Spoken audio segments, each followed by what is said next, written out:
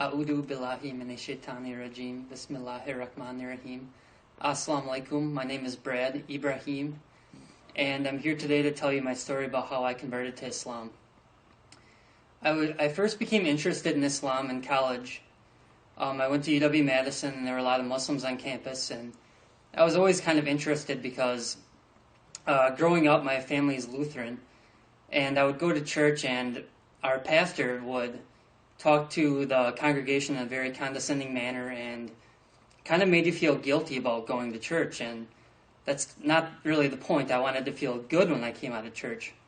So I guess I went to college without any religion, and I was searching for something to grasp onto, and then 9/11 happened, and I became more interested because I knew that what the media was saying about Islam was not true. So I wanted to find out for myself exactly all about Islam. So I would do research on the internet, and I liked the thoughts and the background of Islam, and so I was thinking about converting, but I never got to the point of converting in college, and I ended up moving home to a city called Wausau, Wisconsin. And I had just graduated from college. I knew I was going to take a year off before I went to law school, and I didn't really know what I was going to do. So my dad told me to go volunteer at a place called the Boys and Girls Club. And the Boys and Girls Club is this organization that basically helps kids move off the street and gives them a positive place to come and hang out after school. And I told my dad, I don't like working with kids. I don't even like kids. Why would I want to go do that? Well, I ended up going, and within the first hour, I absolutely loved it. And so I volunteered there for 3 months. And then I saw an ad in the paper for the same position in a city called Stevens Point, a city that's a half hour away from Wausau. So I went there and interviewed with them, and it went really well, and they offered me the job. And so I had 2 job offers, one from Wausau to stay on for the year, and one from Stevens Point.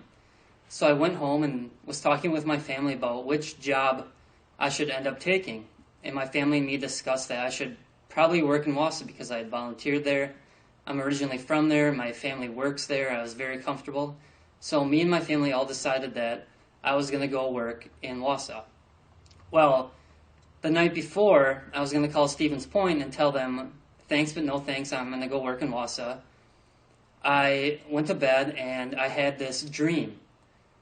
And I don't know the exact details of the dream. I can't remember exactly what happened, but it was this inescapable, undescribable feeling that I had to go to Stevens Point. I didn't know why, but I just had to go. So I was going to tell my mom that I changed my mind and I have to go work in Stevens Point.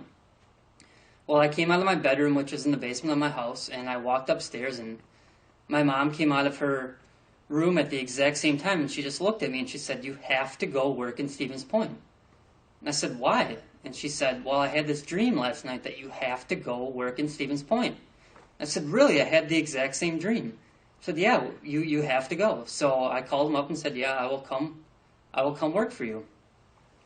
So what happens? Well, the first day I start my job, I'm having my initial training and things, and guess who walks in but a hijabi girl.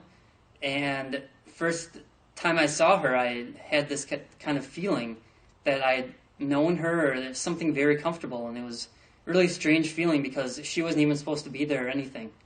Well, I ended up working with her and ended up talking to her and just asking her questions about Islam, and ended up then going to her house and learning with her mom for about 5 or 6 months before I ended up converting.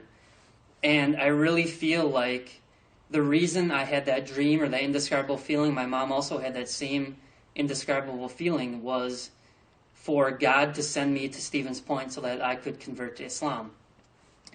And there's this singer-poet from Canada. His name is Dawood Ornsby, and he has some great songs and things like this about Islam. And there's one that really hit home for me, and I'll just go through it and talk about how it affected me. The song is talking about an ayah from the Quran where Allah says that when you see the ground and it's dry and cracked and He sends rain down to it, it can flourish again and grows. And He says that anybody who is intelligent can see that this is from God and things like this. And his song starts off, The earth is hard, soil is cracked, bleached and blistered. Trees bend, withered and weary. Ground gasps, dusty and dry. Allah hears and the rain comes, wetting and washing the world, flushing and flooding the clay, spilling and splashing, life returns. Allahu Akbar. And then he says, we are the cracked earth, the thirsty, dirty spirit of man. If we gasp, we will be heard. Forgiveness falls like rain on our hands. Allah hears and the rain comes, wetting and washing the world, flushing and flooding the clay, spilling and splashing, life returns. Allahu Akbar. And I felt like I was the thirsty, dirty spirit of man. I was looking for something to believe in, looking for a religion, something I could really grasp onto, and I really believe that Allah heard my call and He answered me and sent me on the right path, and that's how I ended up converting to Islam. Thank you. Assalamu alaikum.